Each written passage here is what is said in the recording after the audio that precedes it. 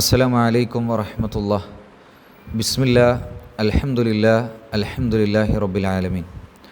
സഹോദരങ്ങളെ, റസൂലുള്ളാഹി സ്വല്ലല്ലാഹു അലൈഹി വസല്ലമ പഠിപ്പിച്ചു, കുല്ലു മ്രിഇൻ ഫീ ളില്ലി സ്വദഖതിഹി ഹത്താ യുഫ്സല ബൈനന്നാസ്. അന്ത്യദിനത്തിൽ, ഖിയാമത്ത് നാളിൽ ജനങ്ങൾക്കിടയിൽ തീർപ്പ് കൽപ്പിക്കും വരെ ഓരോ വ്യക്തികളും ഈ ദുനിയാവിൽ വെച്ചുകൊണ്ട് അവനവൻ നൽകിയ ദാനധർമ്മങ്ങളുടെ, അള്ളാഹുവിൻ്റെ വജു ഉദ്ദേശിച്ചുകൊണ്ട് പടച്ച റബ്ബിൻ്റെ മാർഗത്തിൽ അവൻ നൽകിയ ദാനധർമ്മങ്ങളുടെ തണലിലായിരിക്കും നാളെ പരലോകത്ത്.